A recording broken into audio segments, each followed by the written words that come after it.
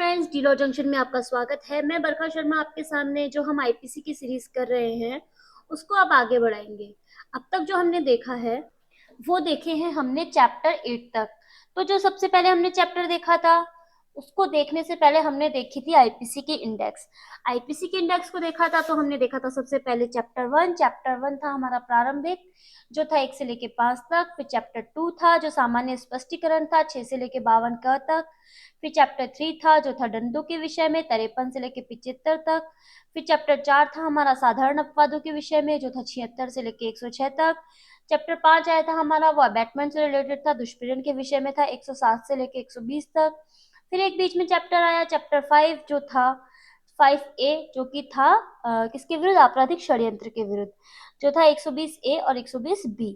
फिर चैप्टर 6 था राज्य के विरुद्ध अपराध, चैप्टर 7 था सेना से संबंधित, चैप्टर 8 था हमारा लोक प्रशांति के विरुद्ध अपराध। आपराधिक षड्यंत्र हमने देख ही लिया था 120A भी था। राज्य के विरुद्ध अपराध 121 से 130 तक थे। सेना के संबंध में अपराध थे 131 से 140 तक। लोक प्रशांति के विरुद्ध अपराध थे 141 से लेके 160 तक। आज जो हम चैप्टर करेंगे वो करेंगे चैप्टर 9 करेंगे। और चैप्टर 9 के जो सेक्शंस है वो है 161 से लेके 171। ठीक है, किसके विषय में है ये है लोक सेवकों के द्वारा या उनसे संबंधित अपराधों के विषय में। इसका मतलब हो गया ऑफ ऑफेंसेस बाय और रिलेटिंग टू पब्लिक सर्वेंट, लोक सेवकों के द्वारा या उनसे संबंधित अपराध होंगे। ठीक है, चलिए बढ़ते हैं इसमें आगे।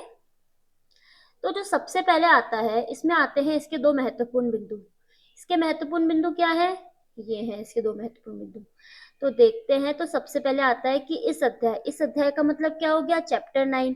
जो चैप्टर 9 है हमारा, चैप्टर 9 के जो सेक्शंस है 161 से लेके 165 क तक, ये क्या हो चुके हैं, रिपील्ड हो चुके हैं, निरस्त किए जा चुके हैं। ठीक है, कब से किए गए थे, भ्रष्टाचार निरोधक अधिनियम आया था 1998 में, उसका जो सेक्शन था 31, उसके द्वारा इसको निरस्त कर दिया गया है। ठीक है, इसको क्या कर दिया गया था, इसके द्वारा निरसित कर दिया गया था। कैसे, रिपील्ड कर दिया गया था, निरस्त नहीं है यहाँ पे, निरसित है। निरसित का मतलब होता है रिपील्ड हो गया था ये सेक्शन। ठीक है, फिर आता है लोक सेवक की परिभाषा। अब ये बता रहा है ये लोक सेवकों के द्वारा और उनसे संबंधित अपराध है, तो आखिर ये लोक सेवक कौन होता है। तो लोक सेवक को क्या था, जब हमने चैप्टर 2 देखा था, सामान्य स्पष्टीकरण देखे थे, जनरल एक्सप्लेनेशंस देखे थे, वहां पे जो 6 से 52 क तक धाराएं थी, यानी 6 से लेके 52A सेक्शंस थे, उसमें एक सेक्शन आया था 21। जो 21 सेक्शन आता है वो हमको क्या बताता था, वो हमको बताता है कि लोक सेवक कौन होता है। जब हम आईपीसी के सेक्शन 21 पे जाते हैं तो उसमें जो लोक सेवक की डेफिनेशन दे रखी है, पब्लिक सर्वेंट की डेफिनेशन दे रखी है, उसमें क्या आते हैं, उसमें आते हैं 12 पॉइंट जो हमको क्या बताते हैं, लोक सेवक की परिभाषा बताते हैं। तो इसका जो फर्स्ट पॉइंट आता था वो क्या हो गया था, रिपील्ड हो गया था। ठीक है, फिर सेकंड पॉइंट था वो किसके बारे में बात करता है, इसका जो सेकंड पॉइंट बात करता है वो करता है आरबी के बारे में। जब हमने क्या किया था, लोक सेवक को देखा था, तब हमने इसके कीवर्ड्स निकाल रखे थे। फिर जो इसका थर्ड पॉइंट आया था वो हमको बोलता था जजेस से रिलेटेड, जज के बारे में बताता है कि ये जो जज होता है ये लोक सेवक होता है। फिर फोर्थ पॉइंट पे क्या आता था, फोर्थ पॉइंट पे आता था न्यायालय का हर ऑफिसर, कोर्ट ऑफ ऑफिसर्स कर लीजिए इसको यहाँ पे। ठीक है, फिर फिफ्थ पॉइंट में क्या आता था, फिफ्थ पॉइंट में आता था जूरी, न्यायालय के जूरी सदस्य या असेसर, तो इसको जूरी कीवर्ड्स दे दीजिए, जूरी हो गया। ठीक है, फिर सिक्स पॉइंट पे क्या आता था, सिक्स पॉइंट पे आता है हमारा माध्यस्थ यानी कि आर्बिट्रेटर, ये भी क्या होता है, लोक सेवक होता है। ठीक है, फिर सेवन पॉइंट पे कौन आता था, सेवन पॉइंट पे आता था परिरोध अधिकारी, परिरोध अधिकारी आता था। ठीक है, फिर इसके बाद एट्थ पॉइंट पे कौन आता था, एट्थ पे आता था हमारा प्रिवेंट ऑफिसर, प्रिवेंट ऑफिसर आता था यहाँ पे, ये इसका कीवर्ड था। फिर नाइन्थ पे आता था, क्या करता था, ऐसा ऑफिसर जो संपत्ति को धारण करे, संपत्ति किससे रिलेटेड, सिविल से रिलेटेड। फिर टेंथ पॉइंट पे हमको सेम ही बात बोलता है, लेकिन किससे संबंधित, धर्म के संबंध में। और जो 11 पॉइंट आता है वो बात करता है इलेक्शन के संबंध में, इलेक्शन के संबंध में बात करता था। ठीक है। और जो ट्वेल्थ पॉइंट आता है वो क्या बताता है, ट्वेल्थ पॉइंट बताता है कि इसमें जो बेसिकली डेफिनेशन है वो यहाँ पे दे रखी है। जो कुछ भी कवर कहीं पे भी नहीं होगा उसको कवर कर लेंगे हम ट्वेल्थ नंबर के पॉइंट पे। ठीक है, तो ये इसके ट्वेल्थ पॉइंट थे जो हमको बताते थे कि लोक सेवक क्या होता है। वे लोक सेवकों के द्वारा उनसे संबंधित अपराध पढ़ रहे हैं तो हमें पता तो होना चाहिए ना कि लोक सेवक आखिर होता कौन है। ठीक है, तो हमने यहाँ पे एक बार लोक सेवक का क्या कर दिया, रिवीजन कर लिया। ठीक है, अब बढ़ते हैं आगे। तो जब 161 से 165 ए तक तो क्या हो गए, डिलीट हो गए। तो अब हम आएंगे किस सेक्शन पर, सेक्शन 166 पर। तो सेक्शन 166 क्या बोलता है, लोक सेवक है यानी पब्लिक सर्वेंट है जो किसी व्यक्ति को क्षति कारित करने के लिए क्या करता है, क्षति कारित करने के आशय से विधि की अवज्ञा करता है। क्षति को कहाँ पढ़ा था हमने, क्षति को पढ़ा था हमने वही चैप्टर 2 में जो कि था हमारा सामान्य स्पष्टीकरण। इसका जो सेक्शन आता है 44 क्या बताता था हमको, क्षति। क्षति कौन कौन सी हो सकती है, क्षति हो सकती है जो शरीर पर, मन पर, ख्याति पर और संपत्ति को क्या करती हो, प्रभाव डालती हो। ठीक है, तो ये इंपॉर्टेंट हो गया हमारे लिए कि क्षति ये होती है। लोक सेवक होता है 21 में, क्षति होती है 44 में। तो लोक सेवक जो किसी व्यक्ति को क्षति कारित करने के आशय से विधि की अवज्ञा करता है उसे दंड दिया जाएगा। कितना दंड दिया जाएगा, 1 वर्ष तक का सादा कारावास या जुर्माने दोनों से दंडित किया जाएगा। ठीक है, ये बात की 166 ने। फिर 166 आता है क यानी ए भी बोल सकते हैं इसको, 166 ए। जो भी तरीका आपको पसंद आता हो आप उस तरीके से इसके पॉइंट को याद कर सकते हैं। अगर ए से याद होता हो तो ए से याद कर लीजिए, और 66 क से याद होता है तो 166 क से इसको याद कर लीजिए। ठीक है, तो क्या करता है कि जो लोक सेवक होता है जो विधि के अधीन के निर्देश की अवज्ञा करता है, और जो कोई लोक सेवक होते हुए विधि द्वारा निर्देशित किसी अपराध या कई अन्य मामले हो उसके अन्वेषण के प्रयोजन के लिए किसी व्यक्ति की किसी स्थान पर उपस्थिति की अपेक्षा किए जाने से प्रतिषिद्ध करता है और जानते हुए अवज्ञा करता है, या फिर क्या करता है, कोई ऐसी रीति होती है कि जिसको वो अन्वेषण करेगा, उसकी विनियमित करने वाली कोई विधि होगी, या किसी अन्य निर्देश के अधीन किसी व्यक्ति पर प्रतिकूल प्रभाव डालते हुए, ऐसा डालते हुए जानते हुए अगर अवज्ञा करता है, या फिर क्या करता है, ये जो अपराध दे रखे ना हमको 326 में, जो किससे रिलेटेड है, अम्ल यानी कि एसिड से रिलेटेड है। 354 जो कि लज्जा भंग से रिलेटेड है। 376 जो कि बलात्कार यानी कि रेप से रिलेटेड है। इस तरीके का कोई कार्य करता है तो दंडनीय संज्ञेय अपराध करने के संबंध में सीआरपीसी की धारा 154 जो किससे संबंधित है, हमारी प्रथम सूचना रिपोर्ट यानी कि एफआईआर के संबंध में अगर दर्ज नहीं करता है तो वो क्या होगा, 6 मास कम से कम और अधिकतम 2 वर्ष तक के कठिन कारावास से दंडित होगा। ठीक है, ये बात किसने बोली हमको, 166 ए ने बोली। ठीक है, 166 ए ने बोली। कब से जुड़ा था ये सेक्शन, ये सेक्शन जुड़ा था हमारा 2013 के संशोधन से। 2013 में हमारे संशोधन हुआ था, उसके थ्रू ये जो 166 ए और बी है इसको दोनों को जोड़ा गया है। तो इसका मतलब 166 बी जो है वो भी किससे जुड़ा है, 2013 के संशोधन से जुड़ा है। तो 166 बी क्या बोलता है हमको, 166 बी बोल रहा है कि पीड़ित का उपचार न करने के लिए दंड। पीड़ित कौन होता है, विक्टिम। विक्टिम को कहाँ डिफाइन कर रखा है, हमारी सीआरपीसी में। सीआरपीसी में डिफाइन कर रखा है ना, जो उसका डेफिनेशन क्लोज है, जो सेक्शन 2 आता है उसके अंतर्गत। ठीक है, तो वहां पे हमको पीड़ित को डिफाइन कर रखा है, विक्टिम को डिफाइन कर रखा है।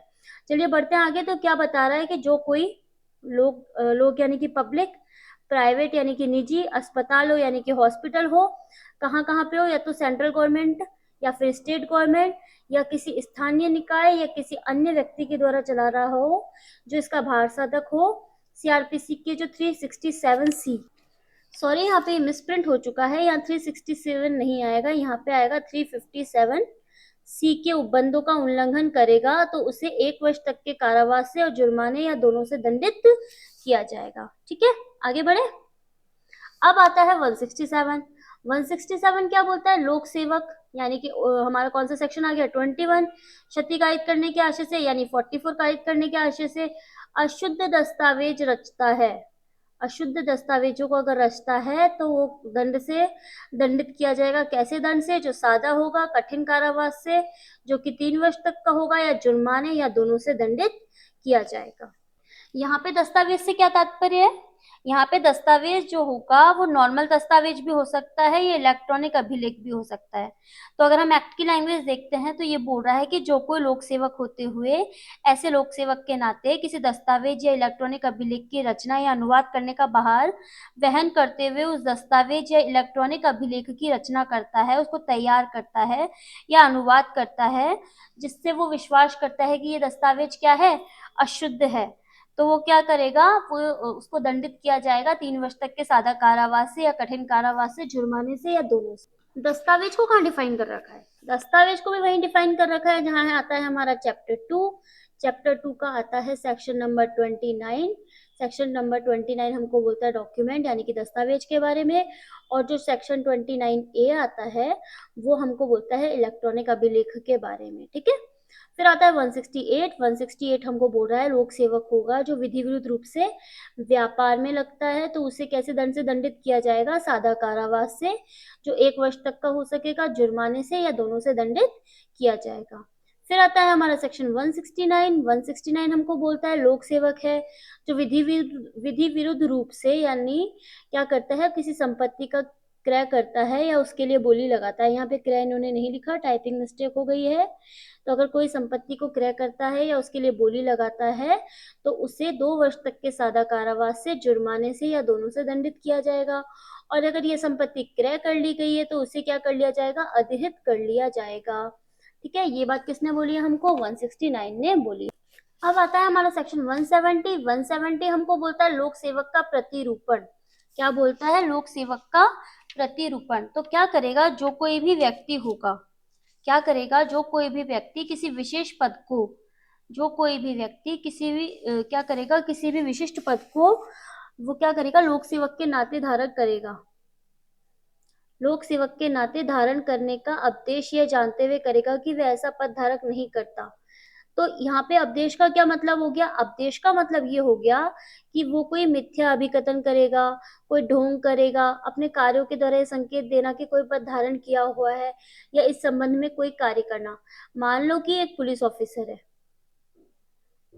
पुलिस ऑफिसर है, ठीक है, इसका नाम है ए, ये ठीक है, और ये जो बी नाम का व्यक्ति है, ये जो बी नाम का व्यक्ति है साधारण व्यक्ति है, परंतु ये क्या करता है, ए का प्रतिरूपण कर लेता है, मतलब अपने आप को इस तरीके से प्रिटेंड करता है कि मैं ए हूँ, उसी की तरीके से ढोंग करता है अपने कार्यों के द्वारा, मतलब ये संकेत देता है, मतलब कोई ड्रेस वगैरह पहन ली उसकी, या मतलब जैसे होता है ना, कोई संकेत दे देता है कि भाई है ना, देखो वो उस पुलिस चौकी में जाता है तो मैं भी उसी पुलिस चौकी में जाता हूँ, उसके उसका कोई पद धारण कर लेता है या इसके संबंध में कोई कार्य कर लेता है, जैसे कि कोई उसकी जीप वगैरह होती है उसको यूज कर लिया।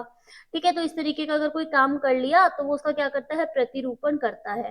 इसका मतलब हो गया कि जो क्या करेगा, जो कोई किसी विशेष पद को लोक सेवक के नाते धारण करने का उपदेश यह जानते हुए करेगा कि वह ऐसा पद धारक नहीं करता। ये भी क्या ऐसा पद धारण करता था क्या, बी पुलिस ऑफिसर था नहीं, लेकिन क्या करता है, ये क्या करता है, ऐसे प्रिटेंड करवाता है कि मैं पुलिस ऑफिसर हूँ, मैं ए हूँ। ठीक है, तो पद धारक करने वाले किसी अन्य व्यक्ति का छद्म प्रतिरूपण करेगा और इस संबंध में कोई कार्य करेगा। क्या करता है, छद्म प्रतिरूपण क्या होता है, छद्म प्रतिरूपण वह होता है कि अशुद्ध रूप से, असत्य रूप से, दो पूर्ण रूप से या बिना आधार के वह स्वयं के बारे में ऐसा प्रभाव देगा जैसे वह कोई अन्य व्यक्ति है जो वह नहीं है। जैसा कि हमने उदाहरण में देखा कि एक ये जो ए है ये पुलिस ऑफिसर है, बी जो कि पुलिस ऑफिसर नहीं है, लेकिन इस तरीके से प्रिटेंड करता है कि मैं ए हूँ, इसी की तरीके से व्यवहार करता है या किसी अन्य व्यक्ति को विश्वास दिला देता है कि मैं ए हूँ। ठीक है, जैसे कि हमने उदाहरण दिया कि भाई वो पुलिस चौकी में जाने का नाटक करता है, या उसकी कोई जीप है या उसका कोई वाहन है उसको क्या करता है, यूज करता है। ठीक है, और मतलब संकेतों के माध्यम से किसी भी अन्य तरीके से ये मतलब विश्वास दिला देता है कि मैं ए हूँ, यानी कि मैं पुलिस ऑफिसर हूँ। तो उसने क्या किया, लोक सेवक का प्रतिरूपण कर दिया। तो ये बात किसने बोली हमको, ये बात बोली हमको 170 ने, 170 ने। जहाँ पे आता है 171, तो 171 हमको बोलता है कपटपूर्ण आशय से लोक सेवक के उपयोग की पोशाक पहनना, टोकन धारण करना। तो इस तरीके का अगर कोई काम किया जाएगा तो कठिन या सादा कारावास जो कि 2 वर्ष तक का हो सकेगा, और जुर्माना जो कि 200 रुपए तक का हो सकेगा, दंडित किया जाएगा। क्या हमने इस तरीके का पॉइंट कहीं और भी पढ़ा है? कि कपटपूर्व आशय से लोक सेवक के उपयोग की पोशाक पहनना या टोकन धारण करना। ऐसा पोशाक पहनना और टोकन धारण करने वाला पॉइंट हमने कहीं और भी पढ़ा है। कहाँ पे पढ़ा है? हमने पढ़ा है इसको चैप्टर 7 के अंदर। चैप्टर 7 में जो हमारा लास्ट वाला सेक्शन आता है 140, वो हमको क्या बोलता है कि आर्मी के किसी सदस्य की कोई पोशाक पहनना या टोकन धारण करना। तो ये सेम वैसा का वैसा पॉइंट है। यहाँ वहाँ पे आर्मी यानी सेना से रिलेटेड पोशाक धारण करते हैं, और यहाँ पे किससे रिलेटेड धारण करते हैं? यहाँ पे किसी लोक सेवक के उपयोग के पोशाक पहनना या टोकन धारण करना। आप एग्जाम्पल इसको कंटिन्यू कर सकते हैं पुलिस से, कि पुलिस की जो यूनिफॉर्म होती है उसको कोई व्यक्ति धारण करता है, या उसका कोई टोकन वगैरह होता है, या उसके जो जैसे कंधे पे जो स्टार्स वगैरह बने हुए रहते हैं, ठीक है, उनका कोई क्या करेगा, उनको धारण कर लेगा, तो वो व्यक्ति यहाँ पे दंडनीय कहलाएगा। मुझे लगता है एक पॉइंट हमको पीछे थोड़ा सा एक्सप्लेन करना था, वो रह गया, वो हम यहाँ पे एक्सप्लेन करेंगे। जो ये सीआरपीसी का 357 का जो पॉइंट है सी वाला, ये क्या बोल रहा है?